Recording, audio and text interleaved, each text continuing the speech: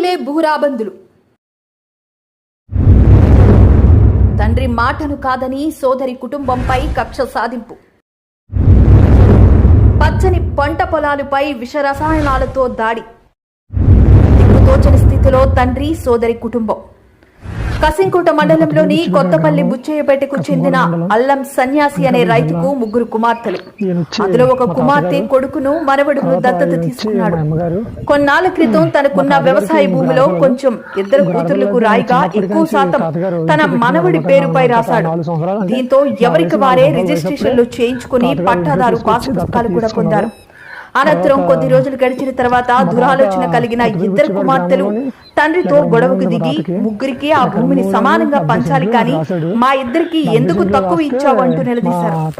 మనవడిని పెంచుకున్నాను కాబట్టి ఎక్కువ ఇచ్చానంటూ తండ్రి బదులిచ్చినా పట్టించుకొని ఆ కుమార్తెలు కొడుకులు బొబ్బరి సురేష్, బొబ్బరి వెంకట్, తుమ్మపాల చిరంజీవి, అల్లుళ్ళు కట్టమూరి బాపూజీ, నల్లమారి రాజులతో కలిసి తన సోదరి కుమారుడికి కేటాయించిన వ్యవసాయ భూమిలోకి అన్యాయంగా ప్రవేశించి ఇందులో ఉన్న పంటను విష రసాయనాలతో నాశనం చేశారు. ఇదెక్కడే అన్యాయం అంటూ నిలదీసిన తమ తండ్రిని, సోదరిని, సోదరి కుమారుడిపై కూడా దౌర్జన్యానికి దిగుతున్న సంఘటన కసింకోట మండలం కొత్తపల్లి బుచ్చయ్యపేటలో చోటు చేసుకుంది. బంధువులే భూరాబందులై కన్న తండ్రిని, తోడబుట్టిన సోదరిని, ఆమె కుమారుడిపై అమానుషంగా ప్రవర్తిస్తున్న వైను ఇప్పుడు జిల్లాలో ప్రకంపనలు సృష్టిస్తుంది. చూపించిన కూడా ఏమన్నా బెదిరిస్తున్నారన్నమాట. ఏమనంటే పొలంలో దిగితే కూడేస్తాము, చంపేస్తాము. ఇది ఏమన్నా యాక్షన్ తీసుకున్నామంటే మా నాన్నగారు కూడా చనిపోయారు. ఇప్పుడు చిన్నప్పుడే చనిపోయారు. మా నాన్నగారు కూడా చనిపోయి దగ్గర నా వయసు 12 సంవత్సరాలు 10 సంవత్సరాల వయసు అప్పుడు చనిపోయారు. నాన్నగారు సపోర్ట్ కూడా లేదు. ఉన్నారంటే తాతన, నేను, అమ్మగారు ఉన్నాం. ఇంకా ఏది చేద్దామంటే ఇంకా వాళ్ళకి ఫ్యామిలీ బ్యాక్గ్రౌండ్ ఎక్కువైపోతుంది. ఏది చేయాలన్నా నేనేం చేయలేకపోతున్నాను. ఎక్కడ పరిగెట్టాలన్నా, ఎక్కడ చేయాలన్నా ఎక్కడే వాల్కమ్ డ్యూటీలో నేను డ్యూటీ చేస్తూ ఉంటాను అన్నమాట. అప్పుడప్పుడు పంటకాడకు వచ్చి పండించుకుంటుంటే తోట డుడిసానండి. తోట డుడితే మరీ దారుణంగా వచ్చి మందు కొడేసి మొత్తం అద్దాన్ని చేసి పారేశారండి ఇష్టాసారంగా. అదే కాకుండా బెదిరిస్తున్నారు అన్నమాట. తాతని చంపేస్తాం, అమ్మని చంపేస్తాం అని బెదిరించి అరేంజ్మెంట్ చేస్తున్నారు అన్నమాట చాలా గట్టిగాన. కంప్లీట్ ఆల్రెడీ ఛానల్ నుంచి మొన్న నుంచి కూడా కంప్లీట్ అంత ముందు ఇచ్చానండి. సర్లే ఆలే కానీ మా ఊలే కదా అని వదిలేశానండి. మొన్న వచ్చి నీరు తడుపుతుంటే చాలా దారుణంగా వచ్చి ముందు కొడేసి మొత్తం అన్ని కొడేసిపోయారండి. ఆల్రెడీ వాళ్ళ ఫోటోలు కూడా తీసి పోలీస్ యాక్ట్ ఇచ్చానండి. ఆల్రెడీ కంప్లీట్ కూడా పోలీస్ కంప్లీట్ చేశాను. అప్పుడు కూడా ఎవరు కూడా పెద్దగా రెస్పాండ్ అవ్వలేదు.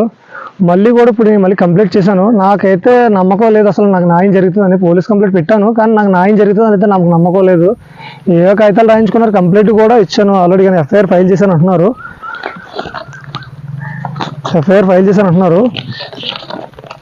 ఆల్రెడీ ఎఫ్ఐఆర్ ఫైల్ చేశారని చెప్తున్నారండి. ఎఫ్ఐఆర్ ఫైల్ చేశారని నాకైతే నమ్మకం లేదండి. వీళ్ళ మీద ఏ ఒక్క యాక్షన్ కూడా తీసుకోవట్లేదు. చెప్పిన తర్వాత కూడా అరెస్ట్ వారెంట్ తీసుకోలేదు, ఏం తీసుకోలేదు. నా ముందే తిరుగుతున్నాను, నేనే స్టేషన్లో తిరుగుతున్నాను. వాళ్ళు నా ముందే నాకన్నా ఎక్కువగా ధైర్యంగా తిరుగుతున్నారు. ఏమనంటే మనం చూసుకుంటారు రాజకీయ బలం ఉందా, వాళ్ళు ఆడున్నారు వీళ్ళున్నారని రాజకీయ బలంగా బెదిరిస్తున్నారు. అంతేగాని తప్పించి నాకు న్యాయం అయితే జరగలేదు. నాకైతే నమ్మకం లేదని న్యాయం జరుగుతుంది. అందుకని మీడియాని కొద్దిగా సంప్రదించానండి. ఏమైనా న్యాయం చేయాలి, మీరే న్యాయం చేయాలి. ఆడపిల్లలు కూడా ఇందులో ఓటా కావాలంటారు. వాళ్ళకి ఇచ్చేసాను. మరి కుర్రోని పెంచుకున్న చేత ఆడికి నేను భూమి 70 సెంట్లు భూమి రాశాను. తినే కాటికి వస్తాను దర్శనం చేసుకున్నాను, కుర్రోని దర్శనం చేసుకున్నాను అని చేసి ఇంకా నాకు మా మామ రాసింది. నాకు రాస్తే వీడికి నేను రాసినాను.